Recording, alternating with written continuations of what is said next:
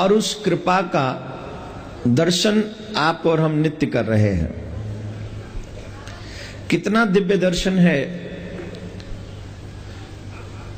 कि हमारे पास सारे साधन हैं अपनी मुक्ति के, अपने कल्याण के। चाहे हम अपना कल्याण करें या हम अपना विनाश, ये हमारे हाथ में है। और जब हम अपना कल्याण करने की राह ढूंढते हैं तो भगवान की कथा सर्वप्रथम आती है। विशेष तौर पर भागवत कथा, जिस कथा को श्रवण करके राजा परीक्षित का मोक्ष हो गया, कल्याण हो गया। ध्यान देने योग्य बात है मेरे भाई बहन।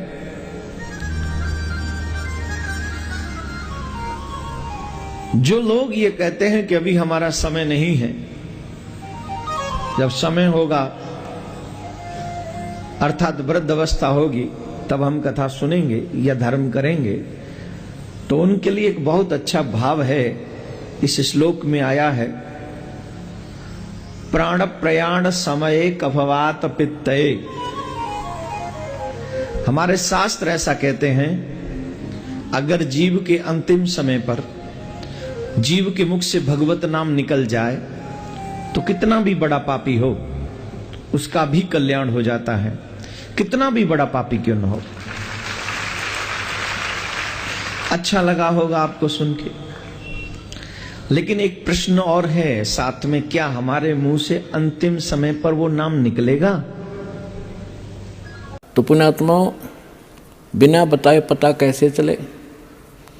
स्वयं परमात्मा थे 120 वर्ष रह के चले गए, हम लाल की पहचान करना जानते नहीं, इस कारण से मार खाते रहे। और एक तो कहना होता है विद प्रूफ प्रूव करूंगा कि इस विषय में किसी के पास ज्ञान नहीं, किसी के पास समाधान नहीं, और कबीर जैसा भगवान नहीं, और इस परमात्मा के दास को जो प्राप्त है कबीर परमात्मा का दिया हुआ ऐसा कोई ज्ञान नहीं।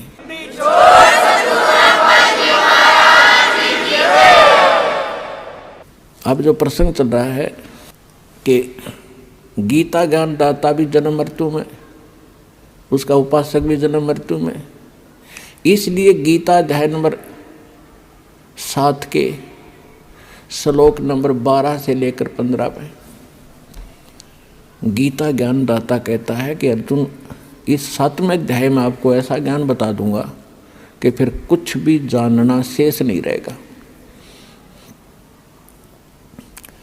इसमें क्या बताया है कि तीनों गुणों से जो हो रहा है, रजगुण ब्रह्मा से, सतगुण विष्णु से, तमगुण शिव जी से।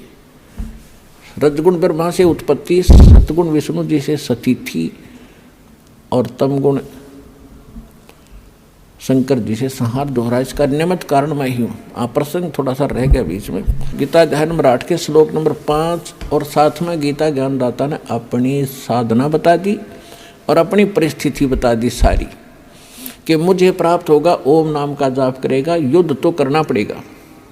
फिर 8वें अध्याय के 8, 9, 10 श्लोक में कहा है कि अर्जुन, जो उस परम अक्षर ब्रह्म की भक्ति करते हैं, उस परम दिव्य पुरुष परमात्मा परम अक्षर ब्रह्म सच्चिदानंद घन ब्रह्म की जो भक्ति करते हैं, जो उत्तम पुरुषत्व है, उसकी भक्ति जो करते हैं, वो भक्ति की कमाई के बल से, भक्ति की शक्ति से, योग बल से, योग माने भक्ति साधना।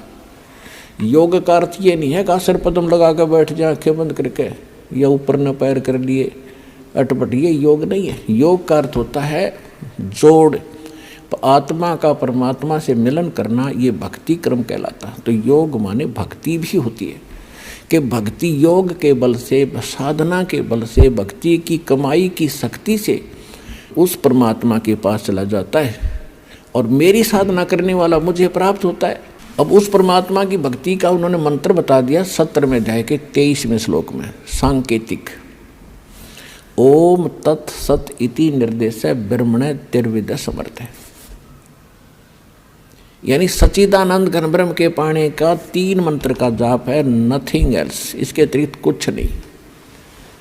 ओम ब्रह्म का, सरपुरुष का। अब फिर आइए गीता अध्याय नंबर 15 के श्लोक नंबर 16 और 17 पे। इसमें 3 पुरुष हैं, एक सरपुरुष, एक अक्षर पुरुष और तीसरा जो आपको सिद्ध कर दिया 8वें अध्याय के तीसरे श्लोक से, परम अक्षर ब्रह्म कहो, परम अक्षर पुरुष कहो। तो ओम जाप है ब्रह्म का, सरपुरुष का, जो 21 ब्रह्मांड का स्वामी है। और जो तत् है ये है अक्षर पुरुष का, जो 7 संग ब्रह्मांड का स्वामी है, जिसको पर ब्रह्म, नेक्स्ट ब्रह्म भी कहते हैं। ये सांकेतिक है, ये इस दास के पास है, कोड वर्ड है ये। और सत भी कोड वर्ड है, सांकेतिक शब्द है। ये है परम अक्षर ब्रह्म के मंत्र जाप करने का। इसको सार शब्द भी कहते हैं, इसको सार नाम भी कहते हैं, इसको सार शब्द कहते हैं, आदि नाम कहते हैं, इसको विधेय नाम भी कहते हैं। वो मंत्र हटके है, ये सत नहीं है, ये कोड वर्ड है। तो इस प्रकार वो तीसरा जो मंत्र है वो सार नाम है, उसको आदि नाम, विधेय नाम और सार शब्द भी कहते हैं। तो अब जो 3 मंत्र का जो जाप है उस परमात्मा के पाने का, अब ओम तो ब्रह्म का सबको पता है, गीता ज्ञानदाता ब्रह्म है, श्री कृष्ण जी में बोल रहा है। वो खुद कहता 8वें अध्याय के 13वें श्लोक में कि ओम इति एकाक्षरम ब्रह्म व्यवहारण माम अनुसमरण। माम माने मुझ, ब्रह्म माने ब्रह्म का, मुझ ब्रह्म का यह एक ओम मंत्र है और कुछ नहीं, बस इति यही। और अंतिम सांस तक जो इसका जाप करता हुआ शरीर त्याग कर जाता है तो ओम से मिलने वाली परम गति को प्राप्त होता है। ओम की परम गति क्या है, ओम से क्या उपलब्धि होगी? ब्रह्मलोक में जागा, ब्रह्मलोक में। श्रीमद् देवी भागवत 7वां स्कंद 562 और 63 पृष्ठ पे स्वयं देवी जी कह रही है, हिमालय राजा को ज्ञानोपदेश कर रही है और ब्रह्म का स्वरूप बता रही है कि उस ब्रह्म का ओम नाम है। ओम नाम का जाप कर हृदय से उसको पाने का उद्देश्य रख और फिर वहाँ चला जाएगा, ब्रह्मलोक को प्राप्त होगा। उस ब्रह्म को प्राप्त होगा, वो ब्रह्म ब्रह्मलोक रूपी दिव्य आकाश में रहता है।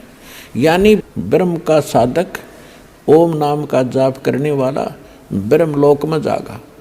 वो ब्रह्म की साधना करा, सरपुरुष की, 21 ब्रह्मांड के स्वामी की, काल की साधना करा है। गीता अध्याय नंबर 8 के श्लोक नंबर 16 में कहा है कि ब्रह्मलोक में गए हुए प्राणी भी पुनरावृत्ति में उनकी जन्म मृत्यु सदा बनी रहेगी। वो ये स्पष्ट कर ही चुका है कि अर्जुन तेरे और मेरे बहुत जन्म हो चुके, तो